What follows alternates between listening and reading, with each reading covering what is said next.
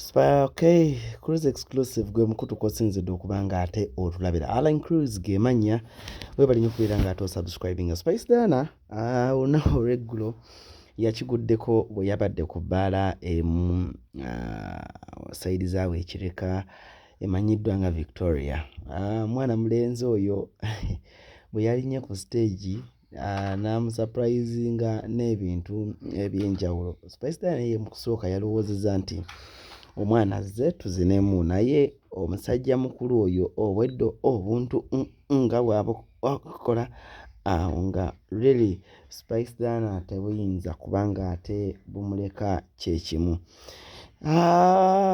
Abantu abali mu America, abali e London, abali e South Africa, abali Qatar, abali e Saudi, abali e Bahrain, abali e Kenya, abali e Sudan, abali e Tanzania, mwena nga mutulaba twongera obbagamba nti mwebale nnyo, mwebalire ddala era naffe tubagamba nti empeereza yaffe tegenda kubanga ate ekomaawo. Empeereza yaffe tugenda gikolera ddala nga ya mugundu. Naye nga mwana mulenzi oyo yatusanyusizza nnyo nga naye bwakusanyusa ku screen naffe bennyini bwe yatusanyusizza olunaku lwabadde lwaggulo. Okitegedde?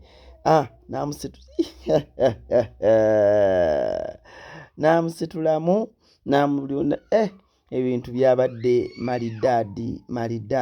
malidaadi saana nnyo. Twongera okwebaza abantu b'ekireka mwe nnyo kubanga ate mutwagala. Banyo muyinza okuba mwebuuza lwaki music simutaddeemu ennaku zino copyright yataama munnange. Shows zino ezimu tulina obbawa videos naye bwekijja ku gundi bwekijja ku copyright wa music w'abayimbi abamu ebintu tebitambula bulungi. Channels lusi baziggala obimanya ebintu by'abayimbi, so music wabamu copyrightinga naye nga ye omwana mulenzi obwedda amunyiga byebyo.